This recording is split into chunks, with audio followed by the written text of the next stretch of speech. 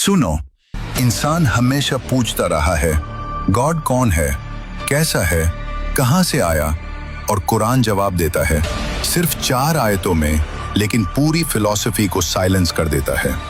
ये सूरा किसी डिबेट का हिस्सा नहीं, ये रियलिटी का फाइनल स्टेटमेंट है। कुल हुवल्लाहु अहद, कह दो अल्लाह वन है। साइकोलॉजी कहती है इंसान कॉम्प्लेक्सिटी में कंफर्ट ढूंढता है। Multiple gods, multiple forces, multiple explanations. Quran simplicity लाता है, लेकिन एब्सोल्यूट सिंप्लिसिटी। अहद का मतलब सिर्फ वन नहीं, अहद equals indivisible, incomparable, unique beyond numbers. Philosophy यहां रुक जाती है, क्योंकि जो ट्रूली वन है वो पार्ट्स में डिवाइड नहीं हो सकता। अल्लाहुस समद, अल्लाह अस-समद है, ये कुरान का सबसे हैवी वर्ड है। साइकोलॉजी का ट्रूथ, हर इंसान किसी पर डिपेंड करता है, इमोशनली, मेंटली, एग्जिस्टेंशियली।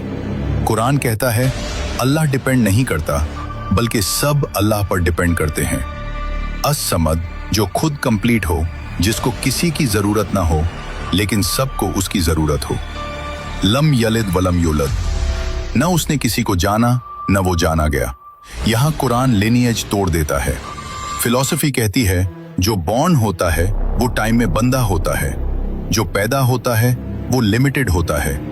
कुरान कहता है अल्लाह टाइम का प्रोडक्ट नहीं, अल्लाह टाइम का क्रिएटर है।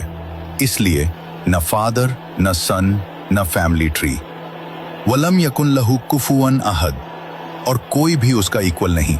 ह्यूमन माइंड का सबसे बड़ा ट्रैप कंपैरिजन।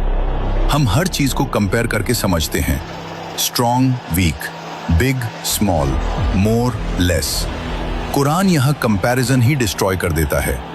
अल्लाह का कोई रेफरेंस पॉइंट नहीं, अल्लाह को किसी से मेजर नहीं किया जा सकता।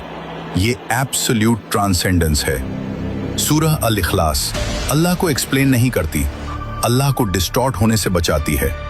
इसलिए नबी सल्लल्लाहु अलैहि वसल्लम ने फरमाया ये सूरह कुरान के 31 के बराबर है, क्योंकि अकीदा फाउंडेशन, और फाउंडेशन अगर गलत हो तो पूरी बिल्डिंग गिर जाती है। गॉड कॉम्प्लिकेटेड नहीं है, गॉड कंफ्यूज नहीं है, गॉड ह्यूमन नहीं है, गॉड नेसेसरी रियलिटी है, अनक्रिएटेड, इंडिपेंडेंट, एब्सोल्यूट। और जब इंसान इस क्लैरिटी को समझ लेता है तो उसका दिमाग भी फाइनली रेस्ट कर लेता है।